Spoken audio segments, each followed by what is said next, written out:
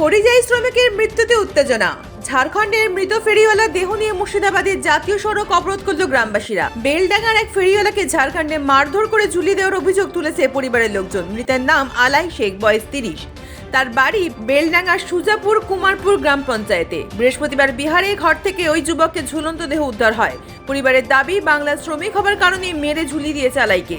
প্রতিবাদে 12 নম্বর জাতীয় সড়ক অবরোধ করে ব্যাপক বিক্ষোভ দেখাচ্ছে স্থানীয়রা। কলকাতা থেকে উত্তরবঙ্গ যাবার প্রধান এই সড়কটি গাড়ির যানজট শুরু হয়েছে।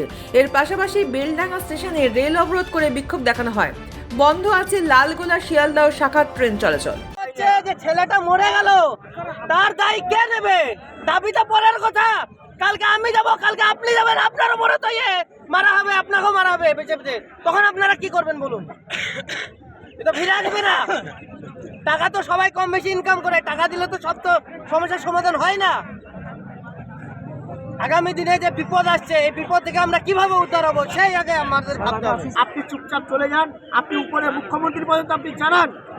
আপনার ক্ষমতা নেই আমরা জানি, কিন্তু আপনি বিদেশে যে মারধর হচ্ছে তার প্রতিবাদটা আপনি করুন, আর সেই রকমভাবে আপনার ফল দেখান আপনি কি করছেন, তারপরে আমরা আপনার কথা শুনবো।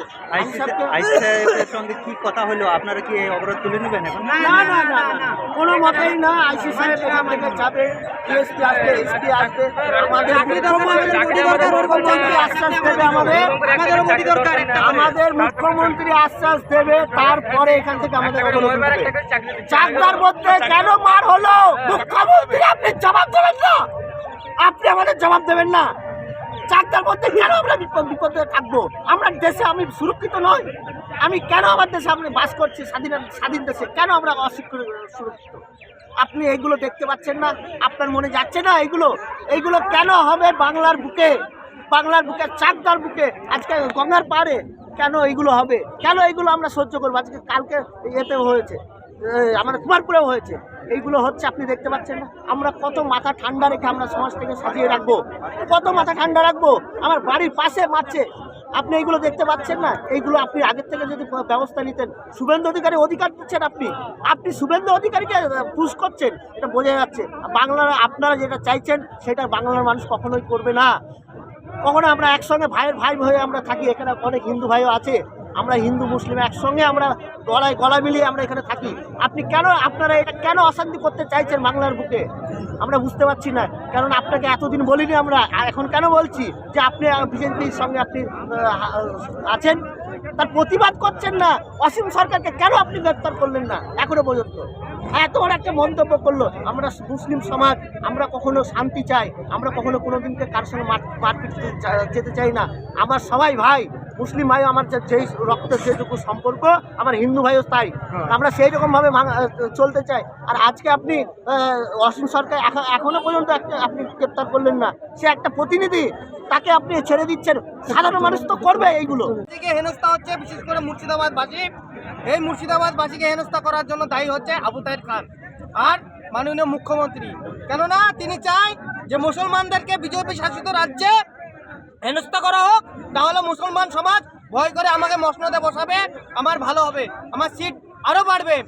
এই আগামী দিনে এই জনগণ মমতা ব্যানার্জিকে এবং বিজেপি সরকারকে এবং অন্যান্য যারা রাজনৈতিক দল আছে, যারা শাসক দলের গোলামি হয়ে কাজ করছে, তাদেরকে আগামী দিনে মুর্শিদাবাদের জনগণ জবাব দিয়ে দেবে।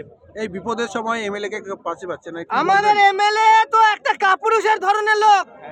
প্রায় আমরা দেখেছি যে বেলডাঙ্গার থানায়, বেলডাঙ্গা ব্লকে অনেকগুলো মানুষকে এরকম মারা হলো, হেনস্থা করা হলো। গত পরশুদিন বেনাদয়ের একটা ছেলেকে আপনার চাকদায় নামিয়ে মারা হলো। কিন্তু আমাদের এমএলএ নাম করে বলছে হাসান, উনি ঘুমের ট্যাবলেট খেয়ে বসে থাকেন, উনি তো কলোনিতে পড়ে থাকেন। তাহলে এখানে মানুষের ভালোবাসা কি করে বুঝবেন? যে আমরা হাজার হাজার মানুষ ওকে ভোট দিয়ে বিধানসভায় পাঠালাম, কেন? যে আমাদের হয়ে, মুর্শিদাবাদবাসীর হয়ে, বেলডাঙ্গা মানুষের হয়ে আওয়াজ তুলবে। কিন্তু তাকে বিধানসভায় কোনোদিন আমরা দেখতে পাই না, কোনো নিউজেও দেখতে পাই না। কেন? এগুলোর কারণ কি? কি চাইছেন আপনারা? আমরা চাইছি এই যে ছেলেটা চলে গেল, এই ছেলেটা তো আর ফিরে আসবে না। এর জন্য যারা একে মেরেছে, আমরা রাজ্য সরকার এবং কেন্দ্রীয় সরকার কাছে দাবি করছি, যারা মেরেছে তাদেরকে আমরা ফাঁসি চাইছি।